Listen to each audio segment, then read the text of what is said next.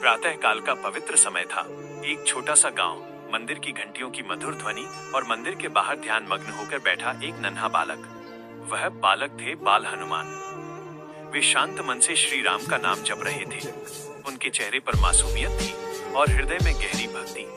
अचानक आकाश का रंग बदल गया। काले बादल घिराए, तेज हवा चलने लगी और मूसलाधार वर्षा शुरू हो गई। बिजली की कड़क से पूरा गांव भयभीत हो उठा। लोग अपने घरों से बाहर आ गए। सभी के चेहरों पर चिंता और डर साफ दिखाई दे रहा था। उसी भीड़ में एक वृद्ध माँ जमीन पर गिरकर रोने लगी। वह करुण स्वर में पुकार रही थी, हे राम, मेरा बेटा पहाड़ों के उस पार फंस गया है, कोई उसे बचा लो। उस माँ की पुकार बाल हनुमान के हृदय तक पहुँच गई। उन्होंने आंखें बंद की और मन ही मन श्री राम का स्मरण किया। उनका शरीर छोटा था पर साहस और भक्ति अपार थी। बिना किसी से कुछ कहे वे उस माँ की सहायता के लिए निकल पड़े। मार्ग अत्यंत कठिन था। टूटे फूटे पत्थर, फिसलता रास्ता, घना अंधकार और तेज बारिश। हर कदम पर खतरा था, फिर भी बाल हनुमान आगे बढ़ते रहे। तभी अंधेरे में एक भयावह सी आवाज गूंजी, लौट जाओ, तुम बहुत छोटे हो। एक क्षण के लिए बाल हनुमान का मन डगमगा गया।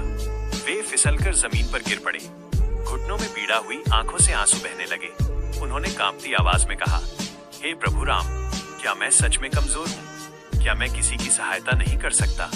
तभी उन्होंने जमीन से एक पत्ता उठाया और उस पर राम नाम लिखा। आंसुओं के बीच उनके चेहरे पर शांति आ गई।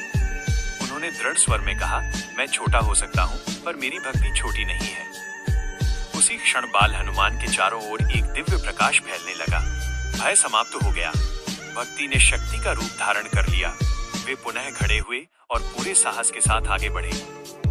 उन्होंने टूटे मार्ग पर पत्थर रखकर नया रास्ता बनाया। वर्षा धीमी पड़ने लगी, मानो प्रकृति भी उनकी सहायता कर रही हो। कुछ ही समय में वे उस बालक तक पहुंच गए। वो बालक अत्यंत दुर्बल था।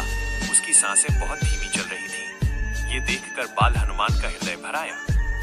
उन्होंने उसे अपने सीने से लगा लिया और करुण भाव से प्रार्थना करने लगे, हे श्री राम, यदि मेरी भक्ति में तनिक भी सच्चाई है तो मेरी सारी शक्ति ले लीजिए, पर इस बालक को जीवन दान दे दीजिए। तभी आकाश से एक दिव्य वाणी सुनाई दी, यही है सच्ची भक्ति। उस बालक की सांसें सामान्य होने लगी। उसने धीरे धीरे आंखें खोल दी। प्रभात हो चुका था। गांव में शांति लौट आई थी। बालक सुरक्षित अपनी माँ के पास था। लोग बाल हनुमान को खोजने लगे पर वे कहीं दिखाई नहीं दिए। मंदिर की दीवार पर केवल ये शब्द अंकित थे, भक्ति कभी छोटी नहीं होती। वीडियो अच्छा लगा हो तो इसी तरह की और वीडियोस देखने के लिए चैनल को सब्सक्राइब करो, वीडियो को लाइक और कमेंट करो।